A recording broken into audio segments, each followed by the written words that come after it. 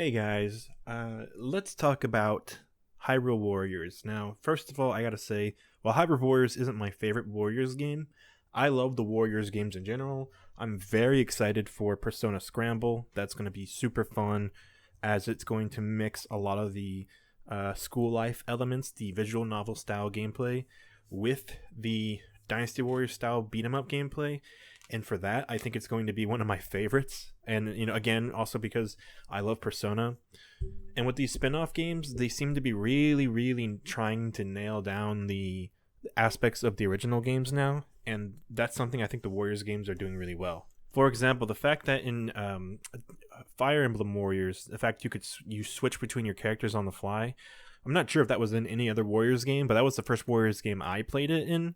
And for me, I definitely felt like Fire Emblem Warriors had a really good mix of tactical strategy thrown in with the Warriors gameplay, and for that reason alone, it's one of my favorite ones. But then combine the fact that I actually like Fire Emblem, I actually like those characters, and the gameplay was really fun. Playing as characters like Marth, playing as characters like Lucina, lots of fun for me. I really enjoyed Fire Emblem Warriors. And with this new Hyrule Warriors game, what was it, Days of the Calamity or Calamity Days or something like that, the fact that it's actually going to be a prequel to Breath of the Wild, it's going to take place in a time that Breath of the Wild will probably never cover itself, which means it could be canon, could not be canon. But the thing is that they're presenting this game as a Breath of the Wild game, so in my opinion, this is going to be a canon story. Like, maybe the gameplay isn't necessarily going to be canon. Maybe Link didn't fight like actual onslaughts of enemies single-handedly. However, we do know that there were wars. Wars took place, and Breath of the Wild kind of takes place after all those wars. So while it's not normal to see Link do all these all-out crazy combos and kill bajillions of people unless you're playing Hyrule Warriors, at least we know that the story actually does check out. The story actually should be somewhat of a canonical explanation as to what happened in the events of Breath of the Wild 100 years before the game took place, because we already know that Link was put asleep like 100 years ago in the game, and so he was sleeping for 100 years, woke up, and then saved the day, basically. A fan of Breath of the Wild to the point where I think it's my favorite. It's one of my favorite Zelda games of all time. It's one of my favorite video games of all time. It's one of those, it transcends the fact that it's Zelda. They might as well. They could have called it anything. They didn't have to call it Zelda Breath of the Wild. They could have made it anything, but they went with Zelda. And for me personally, I just love that game. That game is just perfect for me. And I like the Warriors games. The cutscenes look like they're done in the same exact style as as Breath of the Wild. So for me, this is going to be really up my alley. So I'm hoping it's good. And that's my opinion on Breath of the Wild, Hyrule Warriors, or Hyrule Warriors Calamity Days, or whatever you want to call it. The fact that it's based on Breath of the Wild is pretty fucking badass. I can't wait to play as the champions. I can't wait to play as Link. Link is a lot of fun in the first Hyrule Warriors. Zelda's a lot of fun in the first Hyrule Warriors. Playing as Link and Zelda in two-player co-op was a lot of fun in Hyrule Warriors, because that's something that we always want to do.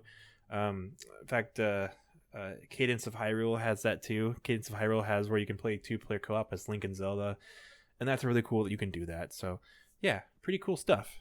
Now, something that some people have been discussing is the fact that Koei Tecmo and Team Ninja has done a lot for Nintendo.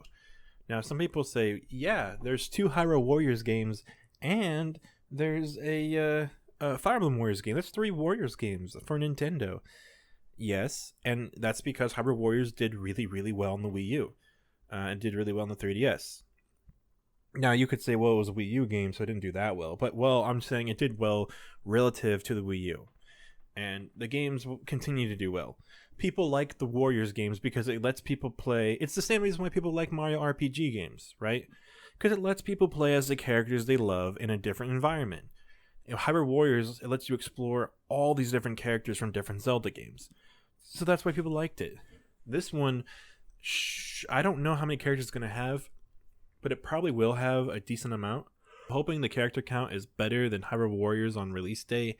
I know Hyrule Warriors got a lot of DLC characters and stuff, but I didn't play any of that. I beat the game before any DLC came out when it came to Hyrule Warriors, so I never played as any of those DLC characters. So for me personally, I just hope that the base game comes with a lot of characters on it. Though, at least we have the champions that we know are going to be playable, and some people are theorizing that Impa will be playable and stuff like that. Team Ninja, not only did they do those games, but they famously did Metroid Other M as well, and that's why it plays sort of like a Ninja Gaiden game. And to me, that's probably why a lot of people didn't like the game.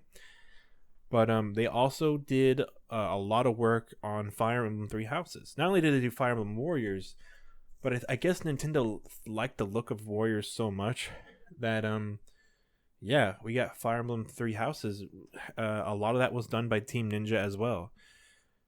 Nintendo and Koei Tecmo are very good friends. Nintendo and Koei Tecmo are fucking business partners at this point, okay? So in my opinion, I don't think that another Warriors game increases Ryu Hayabusa's chances or anything like that. But what I will say is that his chances were already rocketed sky high. I mean, his chances, he is a red hot character. I was shocked that he was not like the fourth character, for example. I thought for sure he would be in the Fighter's Pass. I wasn't like super certain, but to me it made the most sense it made more sense than a lot of other characters. So the fact that they have 5 more, I mean, one of them should be Ryu Hayabusa. I mean, if it's not, then that's cool, but there's no Ryu Hayabusa Spirits, there's no Ryu Hayabusa Assist Trophy. It's just one of those things, right? It's like the same thing with Geno. Like, Geno at least has a spirit, you know? But with Ryu Hayabusa, it's like there's nothing for Ryu Hayabusa. Like, dude, Team Ninja and Nintendo are such good friends. So, I'm just saying, like, if you're going to have Koei Tecmo make all these games for you, you might as well throw them a bone and put Ryu Hayabusa in. Not only that, but with the Assist Trophy, they put in a Fatal Frame character, and you gotta expect it. You gotta believe. The reason why was so that way they could leave Ryu Hayabusa for later. When I first made my video on Joker, it was because Alpharad made his video of his top 5 DLC choices that would be realistic, and his top 5 that would be what he actually wants. The ones he put for his realistic choices, none of them came true, because in my opinion, I think that people were way off base. They had no idea what to expect back then. And I kind of had an idea that like characters like Shantae, for example, were never going to happen, but people really insisted that she was very likely. And I just never understood that argument. But what I will say is that when he said like he wanted Joker, he didn't care that it would be basically impossible and blah blah blah. And I made my video saying like, for me personally, I just thought the idea of Joker being in Smash would be really cool. And so I made a video saying like what he could be like. And I was like, okay, just to be fair, I'm probably not going to, I don't really believe this, that he's going to be in the game. But then halfway through, I started talking about the fact that Atlas made that Fire Emblem crossover game. You know, Atlas made a game exclusively for Wii U that was a Fire Emblem crossover game. And it's not like they have a bad relationship with Nintendo. In fact, they have a very good relationship with Nintendo. Some of those characters from that crossover game are spirits in Smash Ultimate. And so to me, I was like, you know what? Joker has a 100% chance of getting in. Joker's name was probably put on the table because if they were going to pick any Atlas character, it would be Joker. And the idea clicked in my head that I was like, you know what? Like, Joker's a very in high demand character. He's very popular in America and Japan. We know that Sakurai likes Persona 5. We know all this stuff. So I mean, the idea that Joker wouldn't get in, like, Joker had a lot of potential to get in. And so I just said it. I called it. And I said, you know what? I'm pretty sure it's going to happen. My next idea was another company that had a good relationship with Nintendo could possibly get a character in. And to me, I was thinking, well, who has a better relationship with Atlas and Nintendo? Team Ninja and Koei Tecmo with Nintendo. I mean, Koei Tecmo and Nintendo are in love with each other.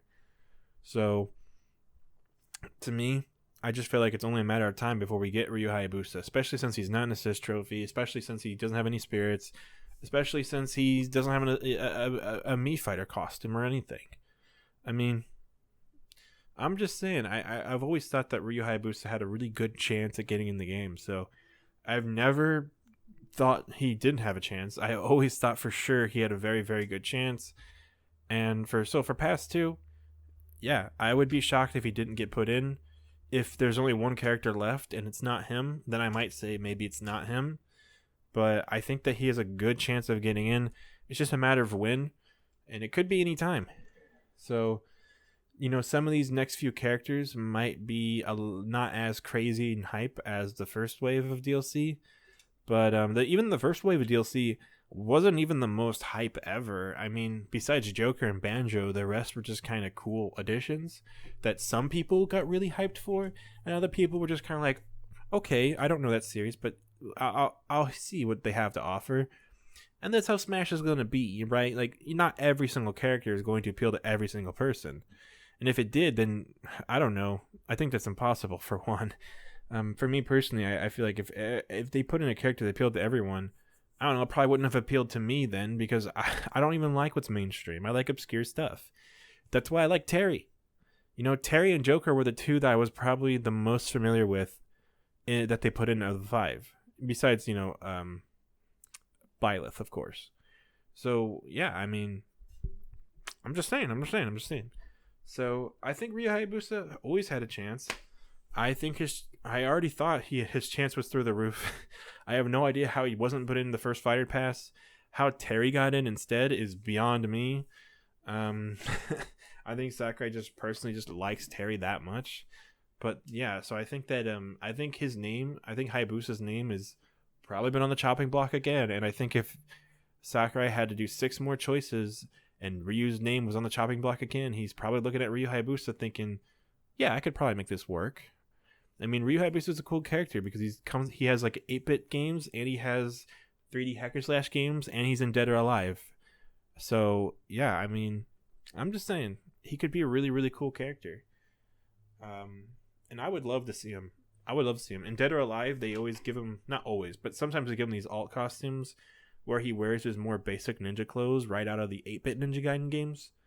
So it would just be really cool to have Hayabusa in, considering he has like so many different iterations throughout the years, though they'd probably stick to his 2 main costumes. So, I mean, yeah, it could be a lot of fun. So, here's hoping to Hayabusa. I want him in. I mean, I definitely want him in. So, we'll see what happens. But,